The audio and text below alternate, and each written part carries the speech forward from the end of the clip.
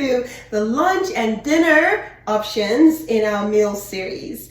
I concluded on the breakfast options. Now it's time to do the lunch and dinner. I'm doing it together because it's very similar. Most of the things that we have for lunch, we'll have for dinner. All right, so I want to start off by saying this is just a framework. It's just giving you some ideas, right? You know your family preferences, right? So just take information from here and adapt it to yours. This is not limited to this. It's just some things that I have that we use in my home, and I wanted to share that with you.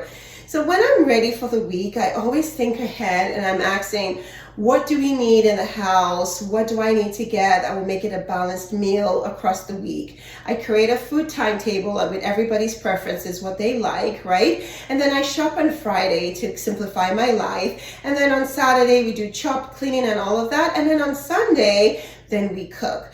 When I'm shopping, I'm also very mindful of buying things frozen as well as things that are fresh, right? Because fresh I probably cook that for the first few days, and then frozen can extend to the latter part of the week. I'm also very mindful of sometimes they're chopped, maybe they're not chopped, right? Sometimes they're in cans or not. These are the things that I'm taking into consideration as I'm shopping. I also want to be very mindful of having a balanced plate. This is so important that you always have your plate in mind. Your meal should always be balanced and minimally processed. So balanced means that my plate, half of my plate, the bottom part is my vegetables. My vegetables consist of starchy and non-starchy. If you are really trying to focus on weight wellness, weight loss, then of course the fiber and the nutrients and all the anti-inflammatory, antioxidants, you want to be more plant-based, secondly. But you want to, if you're trying to lose weight, you don't want to be eating too much of the starchy, because the starchy can make you gain weight. It does help you have muscle. So you want to have a mix of it. You decide which one more than the other. But half of your plate should always have your vegetables. The other half, you have your whole grains, right? And then the other half is your protein. I'm going to share what those are on this table. So that's the mindset that you always want to have. So let me start with my whole grains. Whole grains is a grain that is intact. Nothing is taken out of it. Nothing is put into it. So it's not white flour. It's not white bread. It's not white rice. It is things like quinoa. Now this is a packaged one. So you're very careful. This is just like for quick and go if I haven't cooked quinoa. But this is what the quinoa looks like. If it's, the seeds you just put boil in water. Other things for my whole grains would be farro, which is high protein, high fiber. All right. My brown rice is my whole grains. My brown pasta is my whole grains. If you read it, it says 4 protein and 3 grams of fiber. Other things here that protein, my whole grains, couscous. I don't know if you've heard of couscous, really good. It has 6 grams of protein and tons of fiber. So this is considered a whole grain. So examples of your whole grain, again, is what is going to be in half of your plate. Whole grains, where is it? Yeah, this part. Another option for your whole grains is certainly your bread. So your brown bread. So wheat bread, you want to make sure that it just says wheat, because sometimes it could be enriched, it could be unrich. You want to make sure that it has fiber, because whole grain is intact, right? So it's going to have the fiber that you need. And then you want to make sure that it has protein too, so that it's food of value, of nutritional value. So that's that. I also have this tortillas, but also whole grain, whole wheat. So these are the things that you're mindful for your whole grains. All right, so these are some of your examples of whole grains that I have here. Now, let's talk about what we have for the other half of our plate, which is our protein. Your protein can be plant protein or animal protein. I always emphasize to eat more plant protein because we are trying to be plant forward. We want to eat more plants because we can get the fiber. 97% of the world is deficient in the minimal requirement of fiber, which is 28 grams for women and 38 for men, thereabouts. But when we eat plant-based foods, we get the fiber, all right? So when it comes to protein, which is the other half, it could be animal products, which you see, but you want to make sure it's as lean as possible. So you have your turkey, lean turkey, your ground turkey, Let's see, what other things do I have? Sometimes I would have like turkey meatballs, chicken meatballs. Those are your protein. But when you talk about plant proteins, things like tempeh, this was one that it took some getting used to because of the texture. So it really mattered how I seasoned as lean as possible. So you have your turkey, lean turkey, your ground turkey. Let's see, what other things do I have? Sometimes I would have like turkey meatballs, chicken meatballs. Those are your protein. But when you talk about plant proteins, things like tempeh, this was one that it took some getting used to because of the texture. So it really mattered how I seasoned my food and exploring, okay? Now, soy, this is also another one for tofu. This is tofu scramble. I do so many things with it. That's my protein. Tuna, that's also protein. I have fish, salmon. I'm very mindful of eating things that are wild caught than farm raised to decrease the preservatives, all the things that they just add to it that is just not healthy for our bodies, that disrupt our hormones. So those are protein. Other things that are protein, certainly our beans is protein, even though it does have some starch. So beans, chickpeas, these are all beans products, right? That have tons of nutritional value. As a matter of fact, in the blue zones, if you've heard of them, that is certain places of the world where they eat a minimum of 1 to 2 servings of legumes, of beans a day, and that does increase their lifespan and their health span. Other things that are good protein source is lettuce. Where is my lettuce? Where is it? Yeah, very good. Tons. I can make it with soup. I can make different things with it, eat it alone. So these are your protein source. And of course, my seasoning is so important. How I real salt. I have my turmeric. Turmeric is an anti-inflammatory, helps with bone health. I have black pepper, which increases its potency, red flakes, garlic, ginger. All of that is here to help season my food. When I make beans, I'm always so beans here, I have these beans that, they're special kind of beans. We have black-eyed beans. This is also another really good one. If you're making it this way without the can, you might want to soak it because some people have problems with gas. So those are the things that I have. I always make sure that we make a nice pot of beans so that it can carry us through the course of the week. So we can at least have a cup a day, right? And if we run out, then we go to our canned beans, all right? So that is about our protein. I hope I didn't miss anything. Yeah, another protein is my black beans burger. It has protein, like one is 8 grams of protein. So I can have this with my whole grain. That's a good combination. So we've covered, our whole grains, we've covered our protein. Now let's talk about our veggies. Again, half of your plate should be veggies, so 2 scoops should be there. We have starchy and non-starchy. Let's start with the starchy ones. So starchy ones definitely get tons of, you could get your fiber, your phytonutrients. Carrots is certainly one. Corn, you have to be very careful that it's not engineered corn. This I get from whole grains, whole foods rather. All right, other things that are considered starchy veggie is your yam, right? So portion control has to be very important. If you're trying to lose weight, you don't want to eat a whole bunch of yam. I love yam and egg. So I have to be very mindful. 1 or 2 slices is good. Sweet potato, tons of benefits. Your regular potato, all these things are your starchy veggie. They're all considered veggies, but starchy. Plantain, this is also an option. You can have some of these.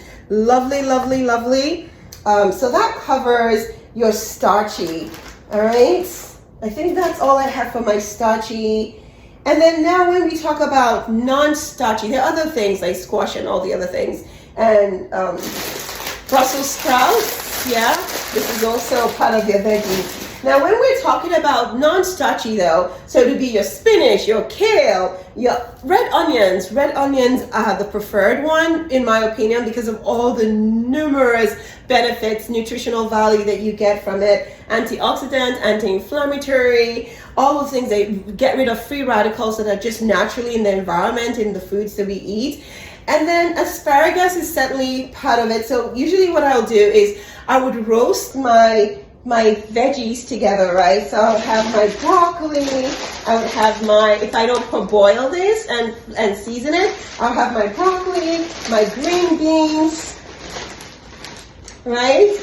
I'll roast them all together, and then we'll just take, like that. We'll add it into our food to make sure that it's balanced. When you eat food that has fiber, it's considered balanced. But if you're just eating rice and chicken, no veggies, that is not a balanced plate. Okay? When I make my salad, I'm very mindful of how I make my salad. I want it to be fun. I want to be full. The idea is how you eat it. So it's not just what you eat, but how you eat it. If you start with your veggies and your protein, you are going to be full. You're going to feel satiated, right? You're going to feel full. But if you're just eating your carbs and your dessert, then the sugar, you're going to have a sugar spike, especially if it is simple carbs, which we don't encourage. You want more complex carbs like the ones that I discussed. You actually feel fuller, and you're not going to feel like an energy crash. So that's how I usually make my salad.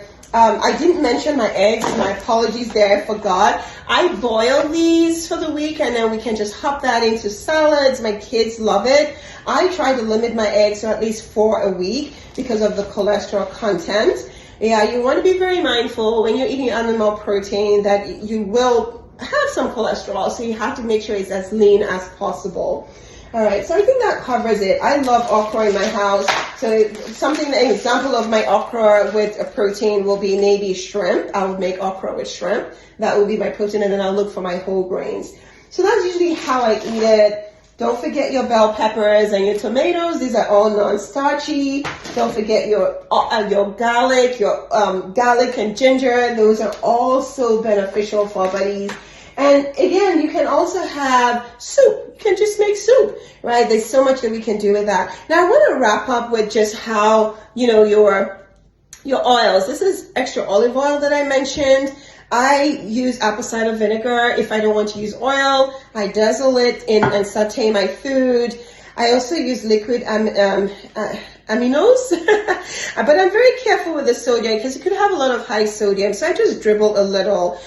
This is dressing for my salad. Be careful because it can have tons of sugar. This doesn't. Or you can make your own salad dressing. Really, all you need is, your base, what else you're adding in there, your spices, and just have fun with it. Lemon, I don't have that here, but I add lemon to make my salad fun and interesting. I also add avocados to make it rich, healthy fats, walnuts, your pumpkin seeds, flax seeds, all of that just makes your food nutritious. So there's so many things that we can do that will make our food fun. Oh, and another thing, this is semolina, is what we call, what is the word? We call it swallow. Swallow. So it could be semolina, it could be wheat, it could be plantain flour. There's so much you can do with that, but just make sure that it's a fist, not the whole thing, and then your veggie is small. So just a little, and then the rest of it will be your veggie and your protein. So I hope that this has been helpful. If you have any questions, still feel free to reach out, but this is where to start. You have tons of veggies with your carbs, with your protein, and mix match it. I want you to know that food is medicine. It really is. And there's this adage that says that if your diet is wrong, then medicine is of no use. But if your diet is right, medicine is of no need. And as you can imagine, foods actually, they represent a lot of the things that the organs, right? So like carrots, you see carrots over here? This is actually very good for the eyes because this is the shaped one, but the round ones look like the eye, right? I have mushrooms over here. Let me show you my mushrooms, which I love very much. And these are beets. These are also considered starchy veggie. But look at this over here. Mushrooms, it's like the shape of the ear, right? So these are so important. Kidney beans is like the shape of the kidney, and then the walnuts, where are my nuts, is the shape of the brain. So if you look at all these foods, you see that they all have different shapes. Look at the sweet potato, is the shape of the pancreas. Avocado is the shape of the uterus. Yeah, so I love how these things, like how all these foods are representative of things that we naturally have in our bodies, right? Ginger is a really cool one. Ginger right here is the stomach. Yes, it's the stomach. So you can see why these things are so beneficial. Tomato is the shape of the heart. Look at that. Isn't that beautiful and delicious? Yes. Let me see, what else do I have here in my cheat sheet? I think that's it. But again, food is medicine, y'all. In my family, I know how food has made a big difference. And for me in particular, healing my joints from chronic inflammation and arthritis, healing me from hypertension. So certainly, and my husband, diabetes. So food is medicine. I know that it might sound easy. It's simple, but not easy. So it's with these strategies of figuring out the beginning of the week, what you're going to eat, what you have, and then mixing it up and, playing around with it. At least for me, we try to make on Sunday enough all the way to Wednesday, Thursday, and then the rest. And then somewhere between we can cook another batch. But if you're not into batch cooking, at least have an idea of what you have and then have them chopped. And then when you come home, depending on what your schedule is like, you can prepare it. But it is doable. It's possible. For your veggies, spinach, kale, all these things are medicinal. They are medicinal. I know there are questions about whether you should eat it organic or non-organic. They are dirty fruits and clean fruits. So take a look at those lists. The important thing is making sure that if you can't afford it for whatever reason, just clean it very well. Apple cider vinegar is really good with baking soda to clean up your fruits and your veggies, right? So I want you to know that you deserve to live at your finest because you are certainly worth it. You're worth it to feel whole, vibrant, and healthy. Thanks for watching. Bye.